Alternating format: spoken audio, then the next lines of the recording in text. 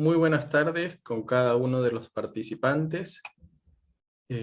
Mi nombre es Bruno Tapia Cornejo, coordinador académico de Derecho de la sede Lima Centro, la Universidad Tecnológica del Perú. Hoy, 27 de junio del 2022, tenemos el honor, lujo y privilegio de poder contar con el profesor Luis Alfaro. El profesor Luis Alfaro es profesor ordinario de pregrado y de la maestría con mención en Derecho Procesal en la Pontificia Universidad Católica del Perú. Es profesor invitado por el Instituto Vasco de Derecho Procesal y la Universidad del País Vasco, España, y en la Universidad Continental de Huancayo. Doctorando en el programa de doctorat en Dret y Economía y Empresa de la Universidad de Girona, España. Es máster en Derecho Público, especialidad en Derecho Procesal por la Universidad Complutense de Madrid.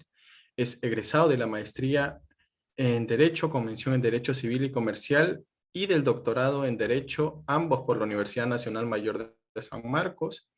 Miembro de la International Association of Procedural Law, miembro investigador externo del Instituto Vasco de Derecho Procesal España, investigador en la Cátedra de Cultura Jurídica de la Universidad de Girona, España, miembro del Instituto Iberoamericano de Derecho Procesal, estancia de investigación en Alma Mater Studium Università di Bologna, Italia, colaborador en revistas jurídicas de Perú y España.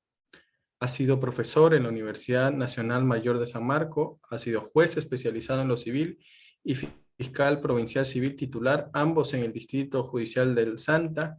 También ha sido uno de los miembros fundadores del taller Mario Alzamora Valdés de la Universidad Nacional Mayor de San Marcos, donde compartir con todos ustedes fue mi primera experiencia docente, porque el profesor Alfaro dijo, acompáñame en este reto, desafío, y siempre estaré eternamente agradecido con el profesor Alfaro. Él hoy día nos va a disertar sobre un tema tan interesante y vigente y dinámico como es la prueba de oficio. Para todos los participantes, recuerden tener cuidado con sus cámaras y sus audios, y las preguntas van a ser al final de la exposición. Profesor Luis Alfaro, reitero mi agradecimiento, el espacio es todo suyo. Muchas gracias. Muy buenas tardes a todos y a todas. Bueno, para mí es un placer estar con ustedes en esta actividad académica. Quiero agradecer a las autoridades de la Facultad de Derecho de la Universidad Tecnológica del Perú. Quiero en especial a mi querido amigo, al doctor Bruno Tapia. Es un gustazo reencontrarnos por este medio.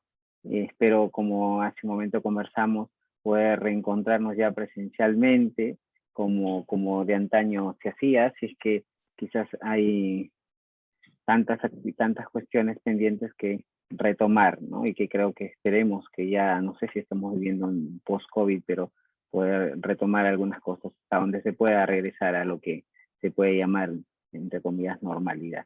Pero igual, feliz de estar con ustedes, acompañar al doctor José Torres también, un gustazo de saludarle, gracias por la consideración y la invitación. Y veo a varios que están presentes, algunos los puedo identificar. Está también Salvador, ¿no?, a quien tuve el gusto de enseñarle, y otros amigos de míos que están por aquí. Así que bueno, vamos de frente al tema. Espero que sea de interés y sobre todo de utilidad, ¿no? Porque creo que un conocimiento teórico tiene una eficacia cuando alcanza una aplicación práctica y sobre todo es útil en la realidad, ¿no? Eh, Hay muchos conocimientos teóricos que esperan su momento de aplicación, pero quizás el tema de la prueba de oficio, o también llamado poder probatorio del juez, es uno de los temas que es bastante controvertido dentro del derecho procesal. Y es el tema que me ha ocupado ya bastante tiempo de investigación, y cada vez que vuelvo a él y estoy constantemente revisando lo complejo que resulta ser, no solo desde el punto de vista teórico, epistémico, pero también de la práctica jurisdiccional. Que diría que es un tema que debe ser entendido en esta conexión entre teoría, doctrina y jurisprudencia, ¿no? Es decir, qué dicen los teóricos, cómo el legislador lo desarrolla y cómo viene aplicándose en la jurisprudencia, en las decisiones judiciales. Un tema que es transversal a los formantes jurídicos que he mencionado. Tanto es así que, como sabrán, se emitió un 10º pleno casatorio, el último de la Corte Suprema, en, en la que justamente el tema tratado fue la prueba de oficio.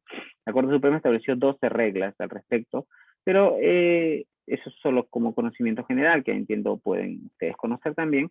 Me interesa en esta oportunidad, dada la diversidad de aspectos y temas y aristas que tiene la prueba de oficio, así conocida en nuestro país, solamente me dedicaré en esta ocasión, por razones de tiempo, y aclaro, este es un tema que tiene diversos aspectos. Fíjense, solo el hecho de que la Corte Suprema haya establecido 12 reglas, ¿no? Y una sentencia de más de 100 folios, entonces es un tema bastante, digamos, complejo, ¿no? Pero que en la práctica hay bastantes desacuerdos jurisprudenciales, y ahí viene digamos, la justificación de por qué es necesario que la academia preste especial atención a las pruebas de oficio. Les decía, en esta ocasión únicamente, sin perjuicio que haya otros temas derivados relacionados, vinculados con este, me concentraré en dos preguntas sencillas. Primero, ¿qué es la prueba de oficio? Y segundo, ¿cuál es la función, y agrego, función epistémica que cumple en el proceso? ¿Okay? Así de simple, esos dos propósitos. Y he identificado esos dos temas, dado que en el quehacer teórico, legislativo y judicial, no siempre se tiene claro, ¿no? Esto es muy recurrente cuando trabajamos con instituciones, no siempre volvemos a las bases y a preguntarnos de qué se trata o a qué nos referimos cuando analizamos y trabajamos con determinadas instituciones. A veces la práctica diaria hace que perdamos de vista cuál es el fundamento o el sentido mínimo de tal o cual categoría o institución que trabajamos en la práctica y también el legislador. Entonces, por esa razón, y esto es una suerte de justificación de por qué voy a abordar solo estos dos temas, y además porque el tiempo también es corto, me he planteado analizar a qué nos referimos o de qué trata la prueba de oficio, y segundo, cuál es su objetivo o función epistémica que cumple en el proceso, especialmente epistémica. Puede asumirse otros roles, pero me interesa enfatizar esta perspectiva epistémica que considero es una justificación de por qué en todo sistema jurídico, con mayor o menor amplitud, se le atribuye al juez poderes de este tipo.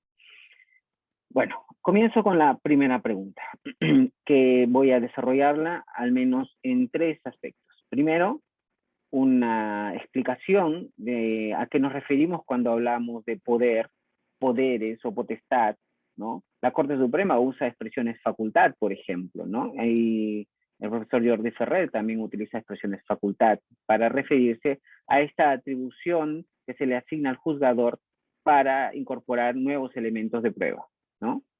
Primero, ¿a qué nos referimos cuando hablamos sobre el tema de poder? Segundo, dado que no es cualquier tipo de poder, sino un poder que impacta en la actividad probatoria, que implica una iniciativa probatoria al juzgador, ¿no? Entonces, ¿qué significa que el juez, siguiendo el orden, tenga un poder probatorio? Dado que de usual y ordinario son las partes que desarrollan su responsabilidad de acreditar sus hechos. Les voy a utilizar la expresión responsabilidad y no carga por esta ocasión, porque de repente nos puede llevar a otras aproximaciones o explicaciones. Luego, el tercer punto, dentro de la primera pregunta, ¿por qué de oficio? ¿A qué se refiere cuando el legislador, pero en la academia se le identifica como una potestad ex oficio? ¿Es la única poder ex oficio que tiene el juzgador? ¿En qué otros ámbitos el juzgador desarrolla una actividad ex oficio?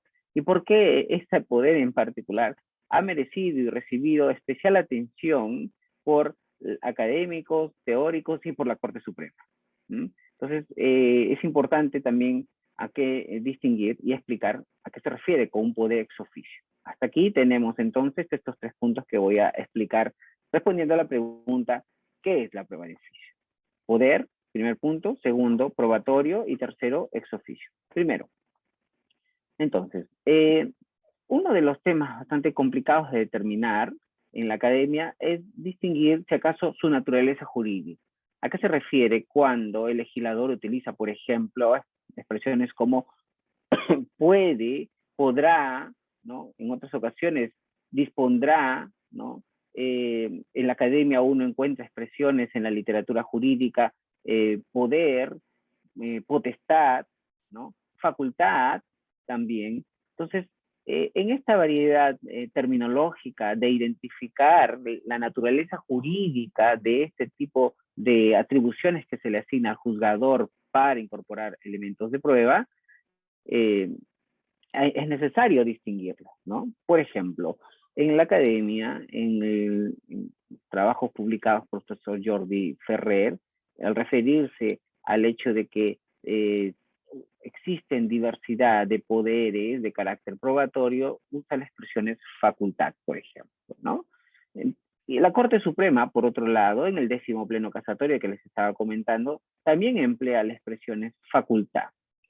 Ahora, solo por analizar, ir analizando cada uno de sentido, la razón por qué utilizamos en algunas ocasiones poder, otras potestades, otras facultades, ¿no? Hay que hacer varias observaciones. Por ejemplo, en el lenguaje jurídico usual, cuando utilizamos la expresión facultad, es más empleada en contextos del derecho privado, por ejemplo, ¿no? En contextos de las relaciones interpersonales en que se identifican, pues, facultades, ¿no? Derecho objetivo, derecho subjetivo, por ejemplo, para aludir a la facultad de la persona de ejercer un derecho en particular. Entonces, no es muy usual, por tanto, cuando se hace alusión a un funcionario o autoridad, utilizar la expresión facultad, ¿no? Ahí es usual encontrar expresiones como competencia, atribución, potestad, ¿no? Pero no facultad. En cambio, como he dicho, la Corte Suprema, ¿no?, utiliza las expresiones facultad, también autores como Ferrer utilizan las expresiones facultad. ¿Okay? En mi apreciación personal, lo conveniente en esta variedad de terminologías de potestad, poder, facultad, sería mejor utilizar la expresión poder. Así de simple, poder, como una atribución establecida por ley al juzgador para una determinada actuación. ¿Ok? A lo mucho podríamos considerar la expresión competencia también, pero me cuesta trabajo en terminología usual que se refiere al juzgador como el uso de facultades, sino acaso de poderes. ¿Ok? Entonces, ahora, tiene una reserva legal, esto es, la ley le atribuye al juzgador. Recordemos que en el derecho procesal, ya desde Oscar Fumbulo a finales del siglo XIX, que explica la naturaleza jurídica del derecho procesal como derecho público y no privado. Entonces, las reglas que regulan el derecho procesal, el mismo legislador lo dice en los códigos procesales, son de derecho público. Y por tanto, cuando el juzgador desarrolla, despliega, ejerce este tipo de poder, lo hace en virtud en la reserva legal, es decir, el legislador tiene que ejercer en virtud de una dotación legal que le permite ejercer este poder. Y esta dotación legal tiene que estar, eso tiene diversas formas y modelos. A veces el legislador utiliza una regla general, ¿no?, como la que nosotros tenemos en el 194 del Código Procesal Civil. Otras veces, y esto citando el texto del profesor Michele Tarufo en su clasificación de los poderes probatorios en un artículo bastante conocido sobre los poderes probatorios de las partes y del juez en Europa, que es un análisis comparado de los diversos tipos de poderes probatorios del juez que existen. Podemos notar ahí que la atribución legal al juez, ¿no?, varía de intensidad en mayor o menor amplitud, dependiendo cómo está arreglado, si es una facultad, una regla general, o si acaso aprovechando la regulación de la declaración de testigo, por ejemplo, se estila una técnica legislativa, decir que el juez también puede hacer, proponer la incorporación de un testigo, de unos documentos, requerir la exhibicional, etcétera, etcétera. Entonces, aquí me interesa enfatizar la característica de poder que tiene el juez, pero característica asignada por la ley, no es un poder que lo ejerce sin una reserva legal, y por tanto, no, digamos, el ejercicio de este poder no es en un espacio total de libertad del juzgador, sino que acaso es la ley que fija los márgenes y si acaso también los criterios de aplicación, por no decirlos también como límites para el ejercicio del poder. ¿Ok? Entonces, primer punto, ¿qué es la prueba de oficio? Es un tipo de poder específico atribuido a los juzgadores en menor o mayor amplitud, por lo pronto, pero es un poder atribuido al juzgador. Segundo aspecto de la pregunta, ¿qué es la prueba de oficio? Es un poder de carácter probatorio. ¿Ok? Es decir, que es un poder que interviene en la actividad probatoria y aquí uno puede notar en este segundo aspecto de la pregunta, que es la prueba de oficio, distinguiéndola como un tipo de poder probatorio, de carácter probatorio, porque implica que el ejercicio de este poder establecido por ley, la ley procesal, impacte en la actividad probatoria, ¿no? Es una intervención, una actividad o una aptitud activa del juzgador en virtud del cual ingresa al terreno de la actividad probatoria. Pero ojo aquí, el juzgador es muy usual, normal, no sé, que los legisladores le atribuyen al juez, por ejemplo, y además esta clasificación también lo utilizaba el profesor Mauro Capelletti al referirse a la clásica distinción entre poder de dirección formal y poder de dirección material. Seguramente algunos de ustedes recordarán. Esta distinción que utiliza Capelletti, ¿no? Ha irradiado bastante en la academia. Entonces, el juzgador, en el ejercicio del poder de dirección formal, está pensado en el desarrollo del procedimiento, en la realización de las actividades y de las fases, de los momentos del proceso, ¿no? Es decir, la continuación procedimental formal, ¿no? En cambio, cuando se dice, y Capelletti decía esto, cuando el juez desempeña una función de dirección material, entonces entra a una actividad no solo del aspecto formal del proceso o procedimental, sino más bien sustancial o sustantivo, que en esta ocasión está ligado con la actividad probatoria. Entonces, en la literatura procesal, al referirse al poder, al llamar así prueba de oficio, y cuando se identifica el aspecto probatorio, la primera respuesta se dice que este poder es la consecuencia del ejercicio del poder de dirección material del proceso. Esta distinción también merecería quizás algunas observaciones, cuestionamientos. En algunas ocasiones hay zonas grises entre lo que podríamos decir poder de dirección formal o material. Solo la estoy describiendo, no la discuto por lo pronto. Pero me sirve para dar cuenta de que es un poder probatorio que no solo está pensado en la conducción del procedimiento probatorio normal, ¿sí? Es decir, que el juzgador está presente cuando se ofrecen, se admiten, se actúan y se valoran.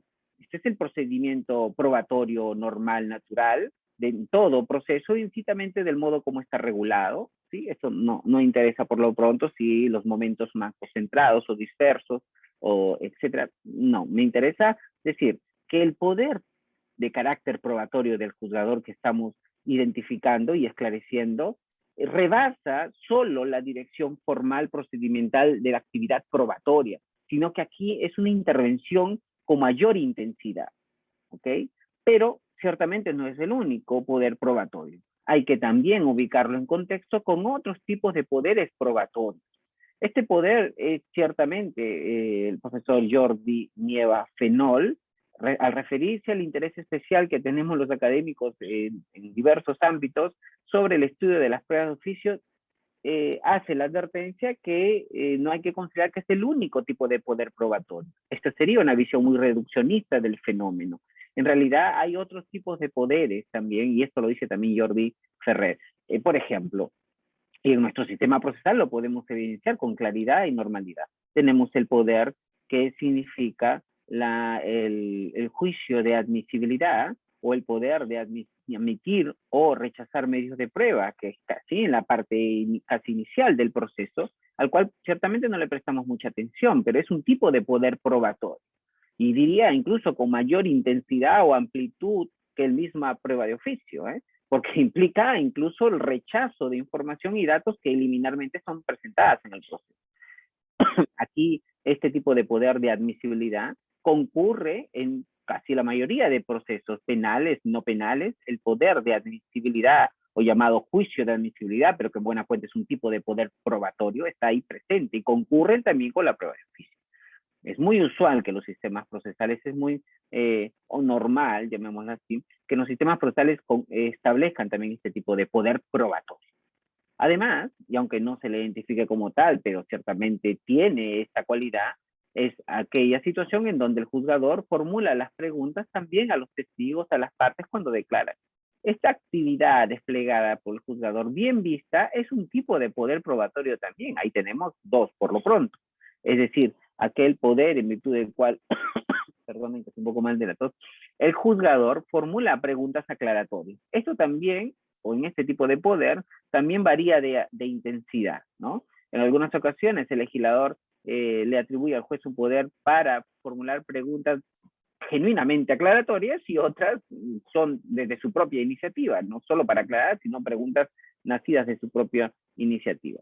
Entonces, ahí, por ejemplo, sin seguir desarrollando más, tenemos tres tipos de poderes probatorios. Como ven, no es el único poder probatorio, se encuentra dentro de una diversidad de poderes probatorios que a menudo o frecuentemente los legisladores atribuyen al juzgado. Pero quizá es el que ha merecido, como dice Nieva, Fenol y Ferrer también, una atención especial. Pero esclarezcamos, no es la única, y una visión de los poderes probatorios del juez circunscrita únicamente a la prueba de oficio es una visión muy reduccionista del fenómeno, ¿no? Bueno, tenemos entonces ya poder de carácter probatorio. Seguimos. De oficio, ¿no? Ex oficio. ¿Qué significa que sea un poder probatorio de oficio? Pero antes, no es de nuevo el único poder de oficio. Ciertamente de carácter probatorio de oficio, sí lo es, pero no es el único poder ex oficio que los juzgadores tienen en el desarrollo de cualquier tipo de proceso. Tienen diversos poderes ex oficio, como por ejemplo, piénsense, el jura novi curia es un poder de oficio de juzgador, ¿cierto? Desde luego que no es por la actividad probatoria, pero es un poder que nace de su propia iniciativa. El poder de la nulidad de oficio, por ejemplo, también es un poder que se origina en su propia iniciativa por una cuestión jurídica, ¿no? Por infracción procedimental o un incumplimiento de una formalidad relevante, importante, que no puede ser salvada por algunos mecanismos que permitan superar la nulidad, etcétera, tendría que irremediablemente declararse la nulidad, pero que nace de su propia iniciativa, no es pedida por las partes. En fin, aquí también vuelvo con la recomendación. Si bien es un poder probatorio ex oficio, en la diversidad de poderes ex oficio no es la única, ¿no? Pero quizá sea, de nuevo, que la que me ha merecido no solo especial atención por la academia, por la jurisprudencia y por los legisladores, sino sobre todo al que más se le ha acotado, al que más se le ha limitado.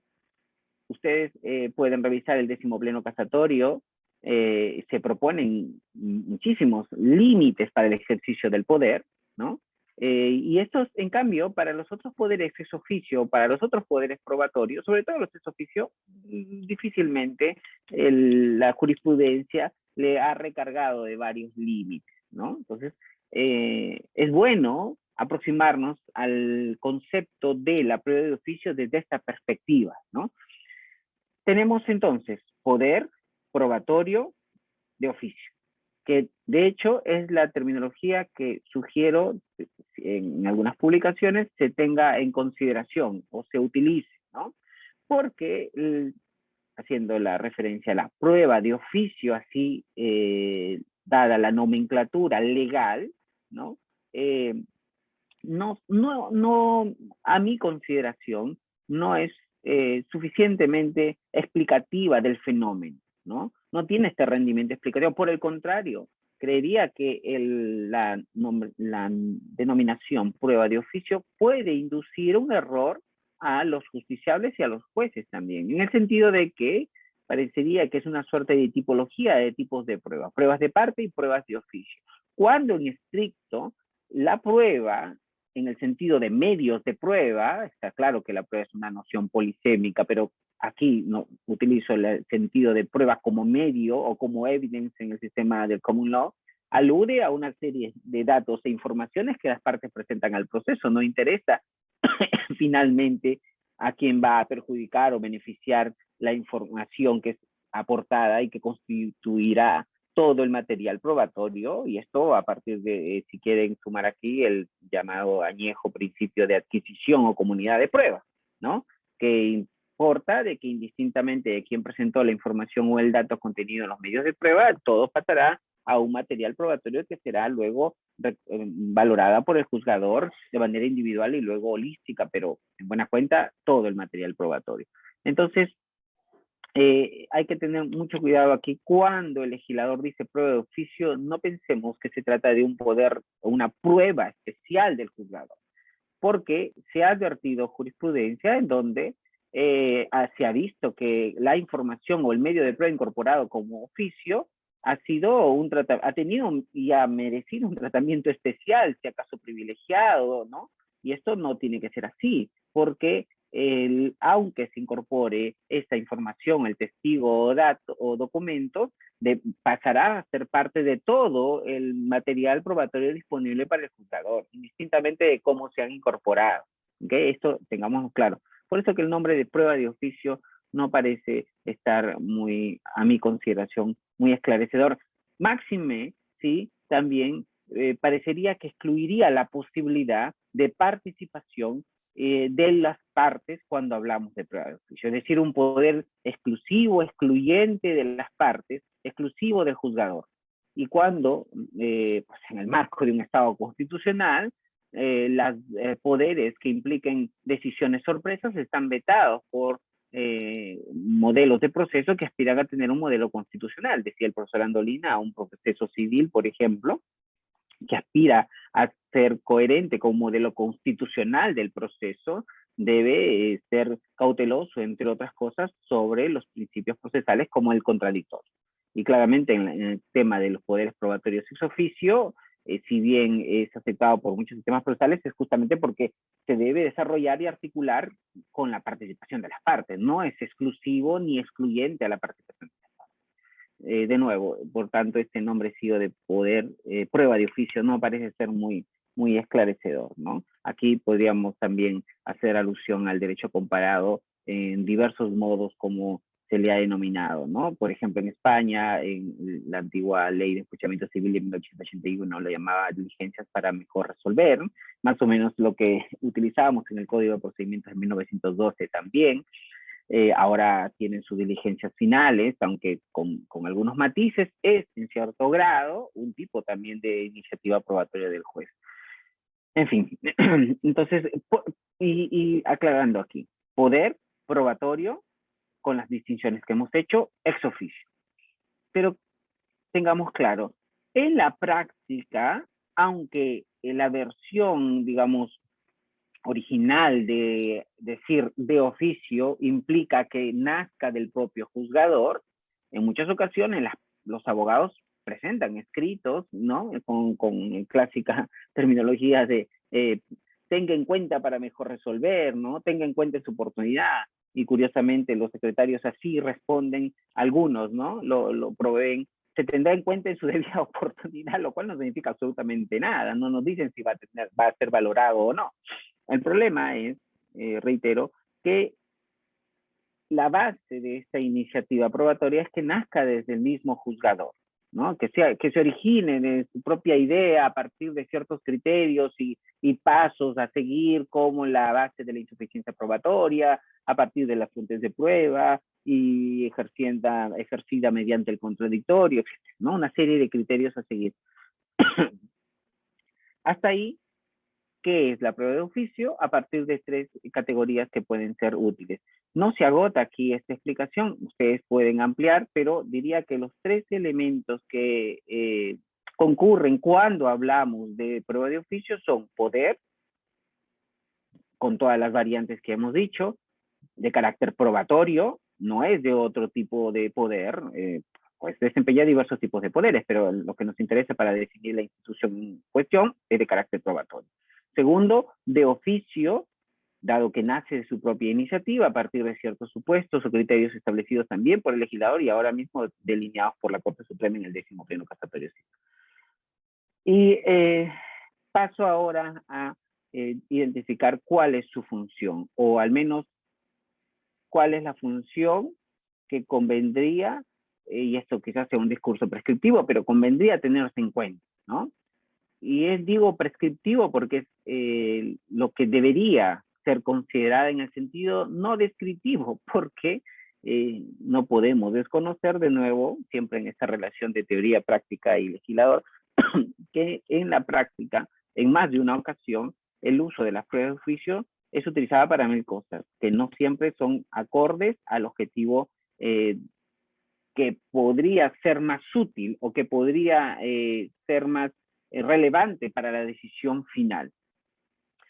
Si consideramos, por ejemplo, que en la práctica podemos advertir que estas pruebas de oficio es utilizada para dilatar el proceso, para no querer resolver el mérito del proceso, para incorporar información que está fuera de las fuentes de prueba presentes en el proceso. Entonces, este tipo de situaciones, solo por mencionar algunas situaciones patológicas del cual en la práctica vemos que se utiliza, ¿no? Por tanto, convendría hacer aquí un tipo de discurso prescriptivo para proponer cuál, a mi parecer, sería una mejor objetivo de la prueba de oficio, ¿no? Y este objetivo, que en realidad es una función que, que cumple justamente la prueba, y no solo la prueba de oficio o el poder probatorio de oficio, sino que cumple la prueba en general, ¿no? Por eso que esta función es la que se asume dentro de una concepción así llamada racionalista, ¿no? Esto podría suponer diversas explicaciones o discusiones entre qué es racional y qué no es racionalista, etcétera, pero doy por sabida esto, y si no, igual explico más o menos en qué consistiría. Pero dentro de una concepción racionalista de la prueba, citando a Michele Tarufo, Ferrer, Gascón, González Lagier y otros autores españoles, pero ya también muchos autores latinoamericanos, entiende que la prueba cumple un rol, el objetivo institucional de la prueba es la búsqueda de la verdad, del conocimiento de los hechos expuestos en el proceso, de los hechos materia de pronunciamiento, ¿de acuerdo? Es decir, si asumimos, ¿no? Es una cuestión de asunción o de adopción o adhesión de determinados modelos de funciones de proceso, de la prueba. Si asumimos, si consideramos que la prueba cumple un rol epistémico, esto es, interesado en la correcta determinación de los hechos, preocupado por la búsqueda de la verdad, del conocimiento de los hechos, ¿no? Es decir, que los enunciados fácticos planteados por las partes en términos de hipótesis sean corroboradas o confirmadas con el material probatorio y por tanto aquello que se enuncia se afirme, se intente demostrar siempre en un escenario probabilístico, obviamente, pero con mayor información de aquello que se sostiene con aquello que se haya acontecido en la realidad. Cuando afirmamos que la prueba cumple un rol epistémico, estamos siendo conscientes de que la prueba es una herramienta que busca mejorar el conocimiento de los hechos del caso en esta situación por parte del juzgador. Si esto es así, si asumimos esta concepción racionalista comprometida por una noción de verdad por correspondencia, relativa, objetiva, una preocupación por la correcta determinación del conocimiento de los hechos del caso, etc. Entonces, el medio de prueba, las evidencias incorporadas al proceso que nazcan de su propia iniciativa del juzgador, siempre excepcional, extraordinaria, etc., no puede tener otro objetivo que no sea distinta a la que cumple la prueba o que la que debería cumplir la prueba. ¿Okay? Por eso que el objetivo epistémico del poder probatorio del juez no puede ser otro que aquel que cumple o aquel que se plantea que debería cumplir la prueba en el proceso judicial. ¿Ok? Desde luego que el proceso, que es un escenario particular de tipo de razonamiento probatorio. Uno podría decir que exactamente calzaría el tipo de razonamiento probatorio utilizados en otras investigaciones que en un contexto judicial. El problema del proceso es que hay muchas reglas que no necesariamente están orientadas hacia la búsqueda de la verdad. Desde luego que hay otras reglas que tienen como base la tutela de otros valores que también interesa al legislador y a piensos de seguridad jurídica, por ejemplo. Pero ciertamente, primordialmente, el objetivo y la empresa epistémica es la que permite tener una mayor, no solo riqueza explicativa o rendimiento explicativo del fenómeno de la prueba de oficio, sino que hace coherente con las demás informaciones presentadas al proceso. Es decir, en otras palabras, si es el objetivo institucional de la prueba la búsqueda de la verdad, el conocimiento de los hechos del caso, la prueba aportada por el juzgador desde su propia iniciativa no puede ser otra que contribuir también, ¿no?, a ese mismo objetivo. ¿Ok? Esa es lo que se puede llamar, vamos con cargo a seguir en todo caso explicando más de lo que podríamos decir, por ejemplo, los límites y los problemas de la epistemología jurídica aplicado al contexto probatorio, etcétera. Pero creería que uno podría identificar un objetivo epistémico de la prueba de oficio en los mismos términos de los discursos racionalistas de la prueba, ¿no? Y bueno, esos serían los aspectos que quería comentar con ustedes. Espero que pueda serles de utilidad. Reitero que hay diversidad de aspectos o temas que pueden tratarse y que concurren cuando hablamos de poderes probatorios, pero creería que el punto de partida, por lo menos, es saber a qué nos referimos cuando hablamos de poderes probatorios ex oficio y cuál convendría, ¿no?, ser su objetivo o su función que debe cumplir en el proceso. ¿De acuerdo? Muchísimas gracias por su atención y disculpen si me extendió en el tiempo. Muchísimas gracias, profesor Luis Alfaro. Hago unos aplausos virtuales como se han traducido en estos contextos. Ha sido muy, muy interesante su exposición. Yo dejo al final siempre mis inquietudes para los que estén presentes, los participantes. Si tuvieran alguna duda o alguna inquietud, está Andrés Matsusuke y luego el profesor también de la UTP, el profesor Alcide Chinchay. Andrés y luego el profesor doctor Alcide Chinchay. Andrés, adelante, por favor. Listo, gracias, profesor. En primer momento, saludar al profesor Alfaro. Un gusto tenerlo por la Universidad UTP. Profesor, sobre la prueba de oficio, justamente sobre los límites o los diversos límites que se pusieron en el 10º pleno casatorio, a mi consideración un poco exagerados tal vez.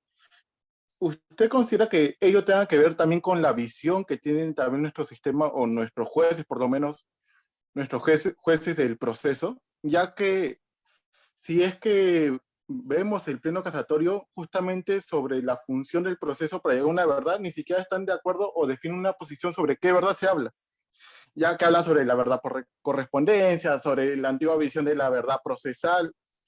Las mencionan, las desarrollan, pero no necesariamente sientan una posición.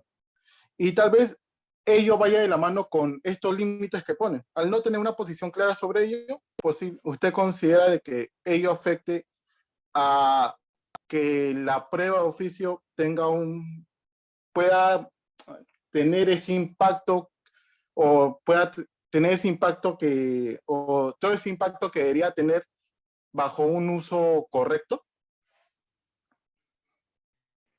Muchísimas gracias. No sé si Bruno respondo así directamente. Sí, profesor Alfaro. Sí, encantado. Muchas gracias, doctor. Bueno, primero agradecer la pregunta de Matsu. No sé si es Matsu que conocí hace tiempo, sí, no con esta cámara, pero sí lo es. Qué gusto de saludarte. Es un placer reencontrarnos por aquí. Es posible que el contexto virtual de algún modo nos permita reencontrarnos, ¿no? el ser humano busca manera de poder contactarse y creo que la tecnología ha puesto un granito de arena para acercarnos más en estos tiempos, ¿no? Bueno, Matsu, muchísimas gracias, reitero la pregunta. Mi opinión sobre los límites de los poderes probatorios del juez y sobre todo aquellos reglados o propuestos por el 10º Pleno Casatorio Civil. A ver, en la academia, más de un autor, por ejemplo, el profesor Joan Picó Yunoe, ya hace mucho tiempo era bastante cauteloso cuando hablaba de la iniciativa probatoria del juez, que es como más o menos se le identifica en general, ¿no? En el sistema español, a este fenómeno que estamos analizando, siempre se ha propuesto límites, ¿ah? No es ningún pecado per se que el poder venga aparejado con límites, porque este es el camino usual cuando estamos frente a un poder, ¿no? Es en todo caso una preocupación social, estatal, ¿no? Dentro de la teoría del Estado se explica los límites del poder, o la división de los poderes, o en el sistema anglo, el fenómeno del sistema de frenos y contrapesos. Cual sea la fórmula que se adopte en el civil law, en el common law, siempre es una preocupación del poder de sus límites, ¿no? En los límites del poder. En alguna ocasión decía que el problema de los poderes de per se es el problema de sus límites, ¿no? Entonces, en principio no hay, o en todo caso es adecuado establecer límites al poder. Pero la pregunta quizás también, como dice Mansub, es ¿cuáles son? ¿Convendría asumir una concepción bastante amplia, robusta de los límites del poder, especialmente de los poderes probatorios ex oficio, por ejemplo? ¿Convendría asumir, por ejemplo, también la profesora Eugenia Ariano en alguna ocasión escribía al respecto y decía que los límites más convenientes al poder en general del juzgador debe establecerse en proporción a el reconocimiento de los derechos fundamentales de carácter procesal. Es decir, el reconocimiento o atribución de poderes del juez debe ser igualmente proporcional al reconocimiento de los derechos fundamentales procesales de los ciudadanos en el proceso. ¿Entienden? Es decir, una propuesta general, ¿no? El mejor baremo para medir cuáles son esos límites es en la medida que somos respetuosos, cautelosos, el legislador, el juzgador a los derechos fundamentales procesales, o llámenle garantías procesales, etcétera. Ese es el mejor límite a los poderes del juez, ¿no? Ahora, en cambio, la doctrina sobre el fenómeno en particular sí ha sido bastante expreso en identificar cuáles son, ¿no? Y siguiendo este camino, la Corte Suprema lo ha adoptado en el 10º Pleno Casatorio y ha fijado varios límites, ¿no? Decía en mi exposición que curiosamente, a diferencia de otros poderes ex oficio, pocas veces hemos visto la jurisprudencia que le atribuye varios límites. Por ejemplo, para el jura novit curiae, mucho ha dicho que no se afecta a las cuestiones fácticas, porque la ley así lo establece, y que debe hacerse mediante respeto al contradictorio, mínimamente. En cambio, para los poderes ex oficio de carácter probatorio, pues hay un montón, ¿no? Como la Corte Suprema así lo plantea, las fuentes de prueba, excepcional, contradictorio, pertinencia, en una sola oportunidad, etc. Entonces,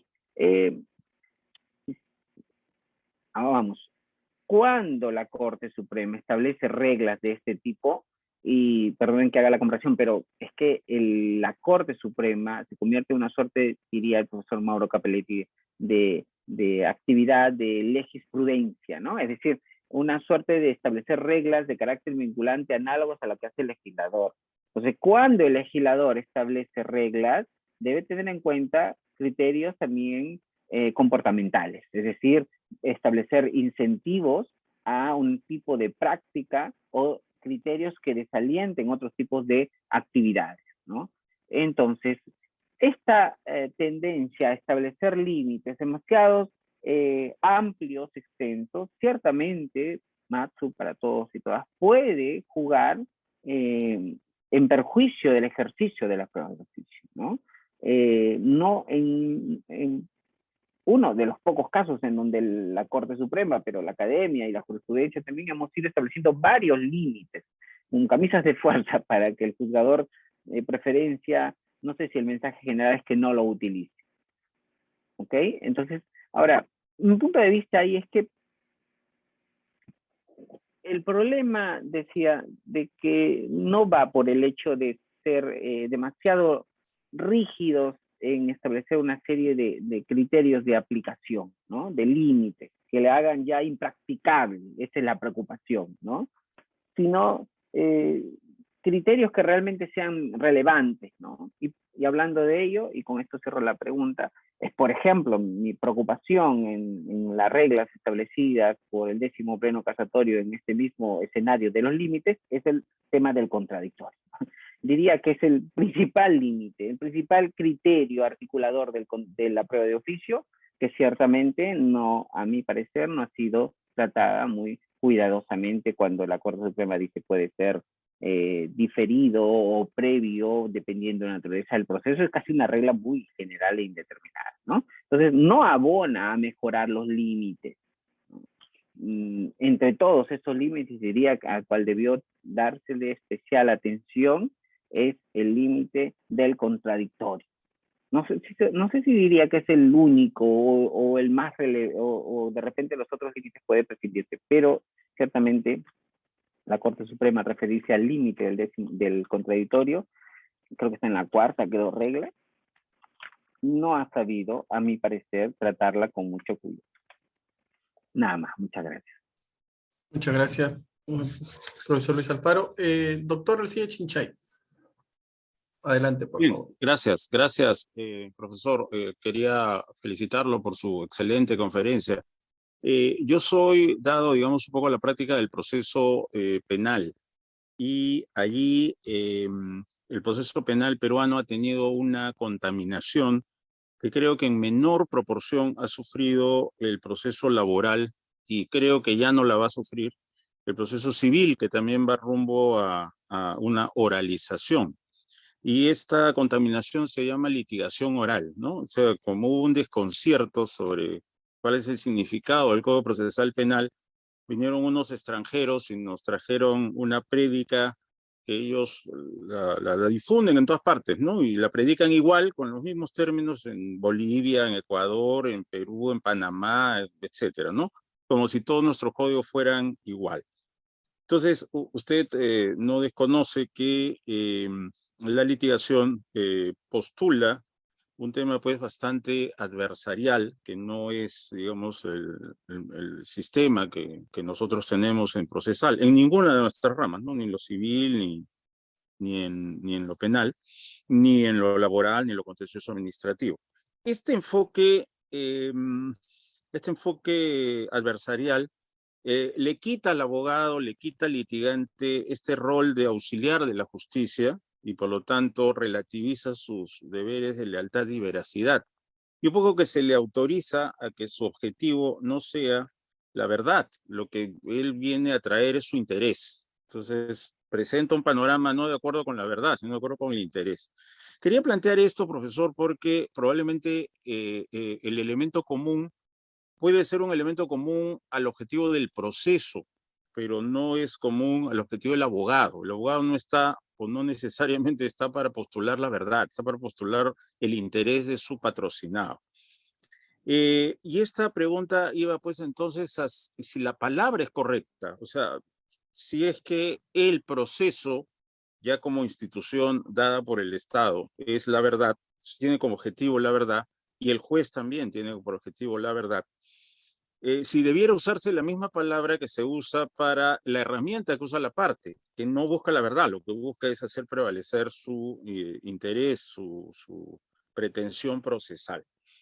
Y quisiera, digamos, un poco abonar para ver la diferencia que eventualmente podría tener la naturaleza de estas dos herramientas, lo que dice justo esta secta religiosa llamada litigación oral sobre cómo se hace una prueba.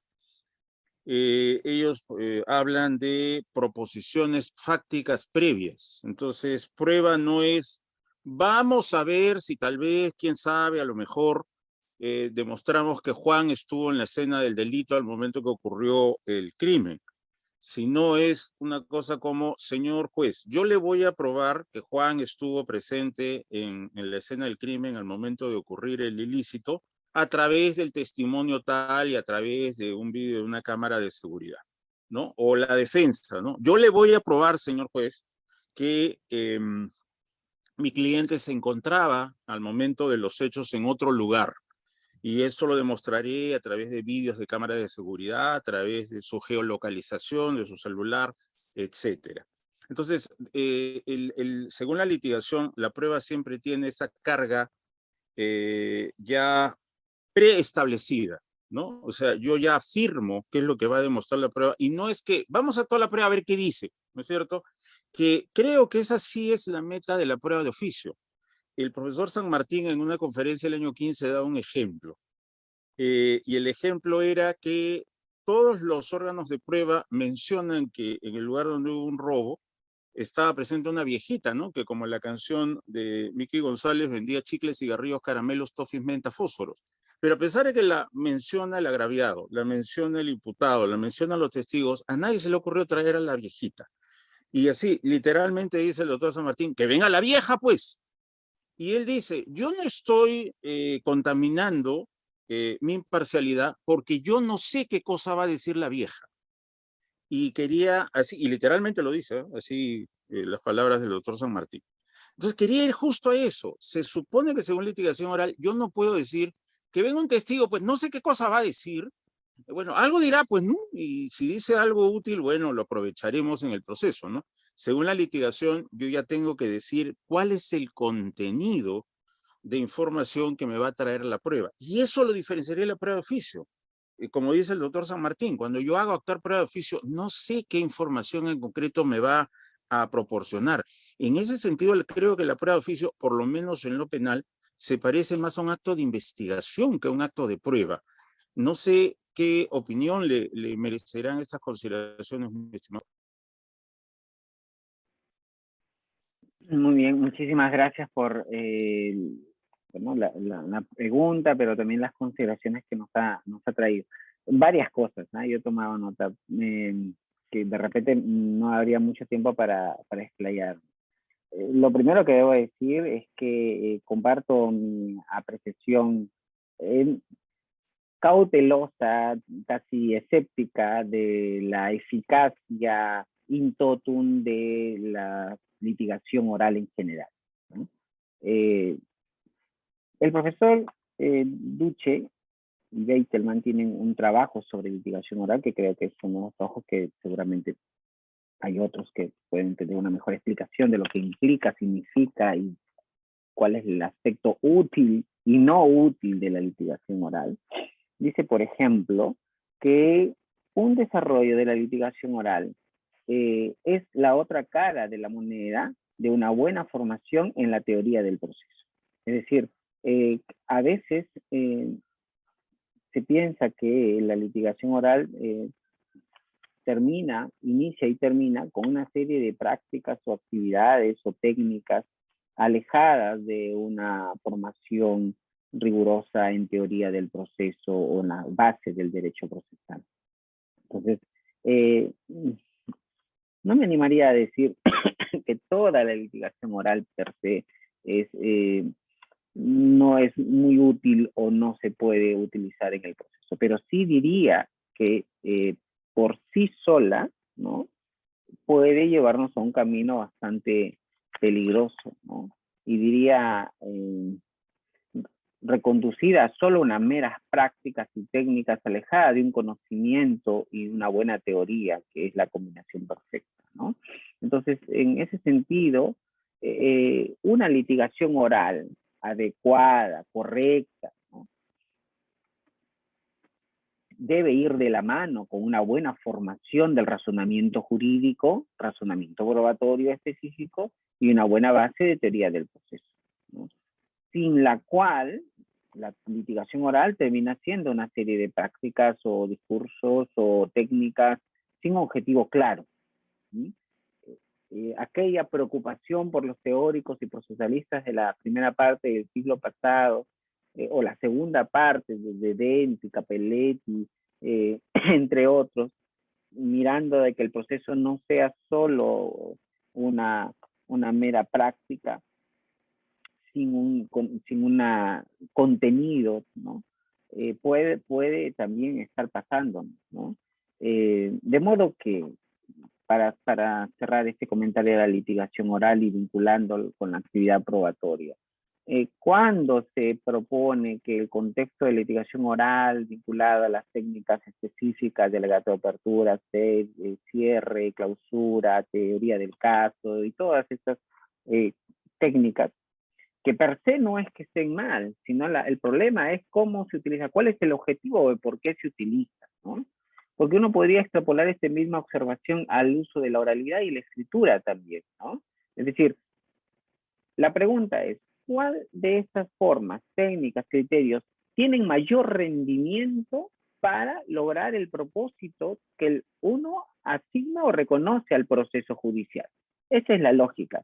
Es decir, en un proceso, pues, si es que no hay medios de prueba que actuar, la audiencia y la oralidad no tendría ningún sentido, ¿no? Vamos de frente a sentenciar con los medios de prueba documentales, por ejemplo. Es decir, no es la forma ni la técnica per se, sino que estas juegan en favor o están orientadas o sirven para.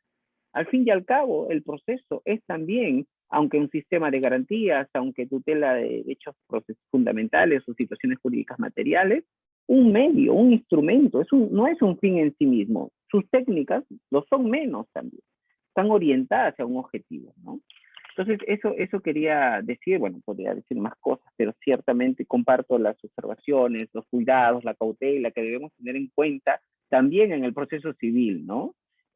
Justo veo ahí a la doctora Yelena Mesa, y me acuerdo de un libro que hemos coordinado recién sobre los fundamentos de la oralidad, ¿no? En el proceso civil.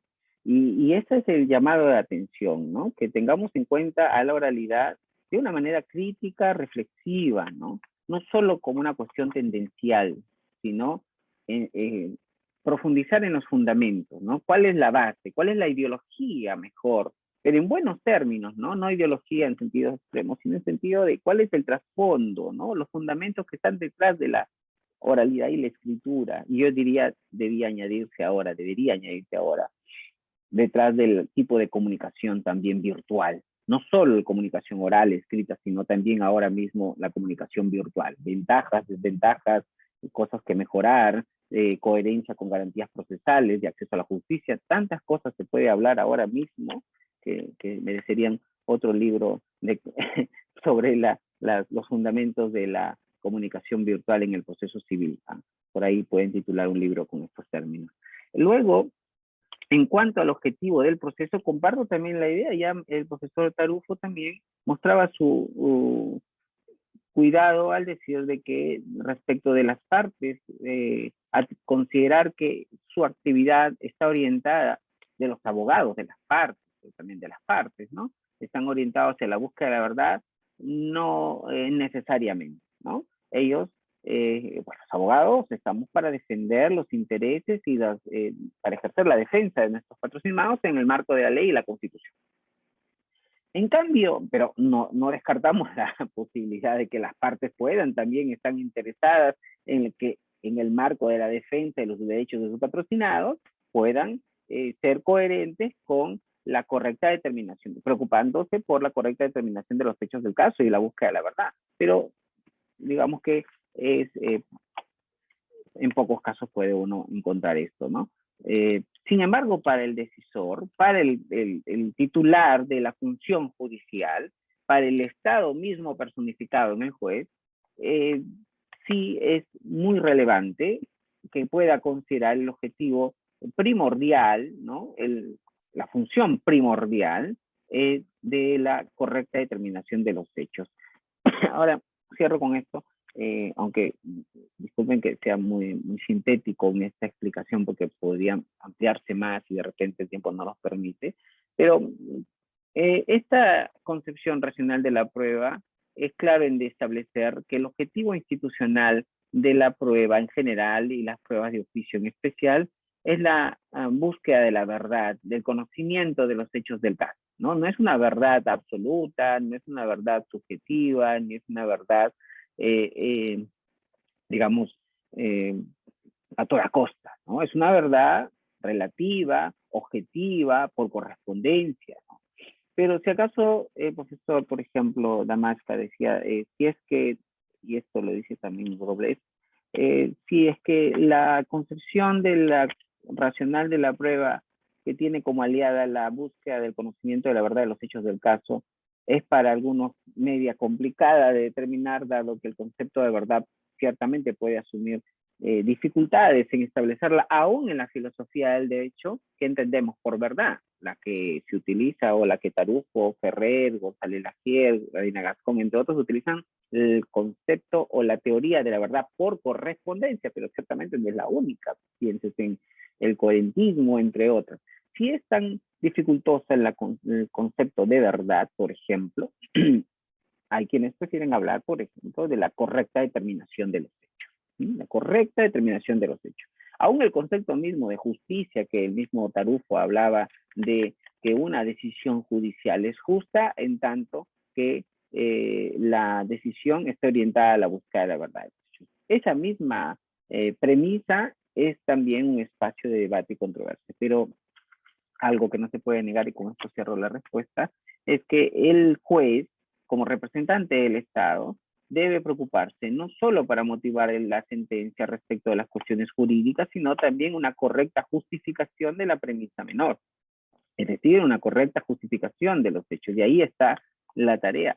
Porque, fíjense, el juzgador, si acaso decide establecer una consecuencia jurídica, piensa en responsabilidad civil, ¿no? Que justo ahí mi querido amigo el profesor Bruno Tapia, que es un experto en estos temas, pero pensemos que los juzgadores establezcan consecuencias jurídicas como la indemnización a partir de la realización de un daño no acreditado, no demostrado o a partir de hechos falsos. Fíjense, ¿cuál sería, y esto lo dice Ferrer también, ¿no?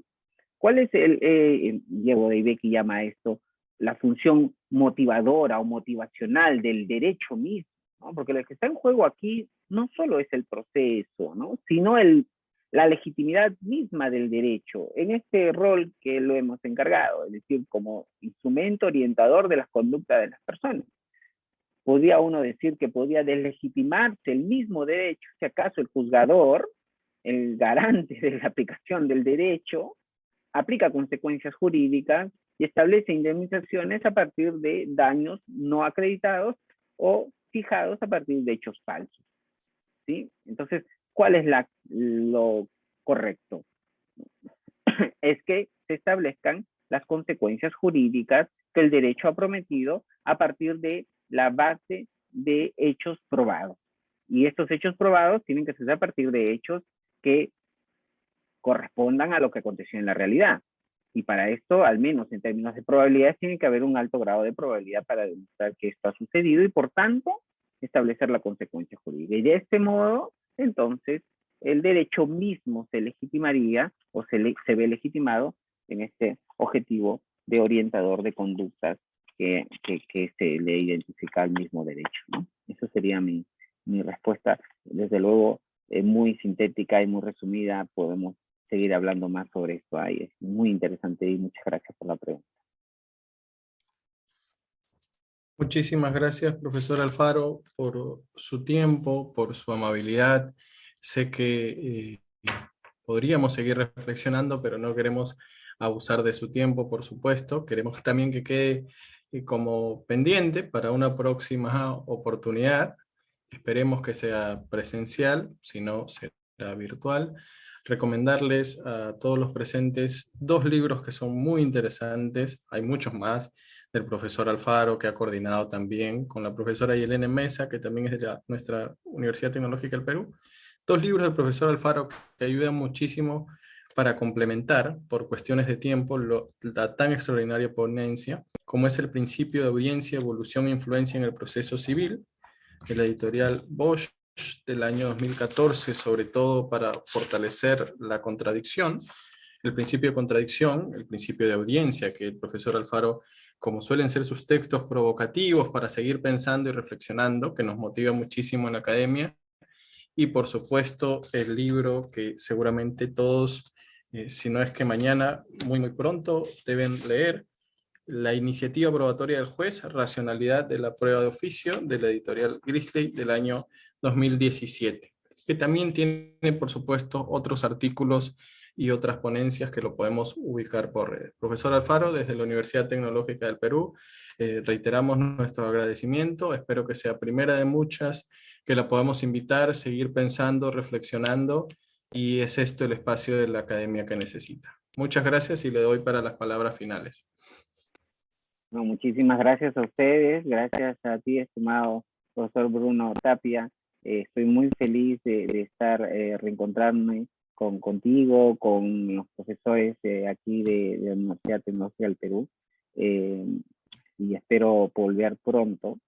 Estoy muy cómodo, muy satisfecho de esta sesión, y nada, creo que como bien lo has dicho, creo que hay muchísimos temas más que debemos ir repensando, ¿no? Porque esta es la idea de la academia, ¿no? Repensar aún nuestras propias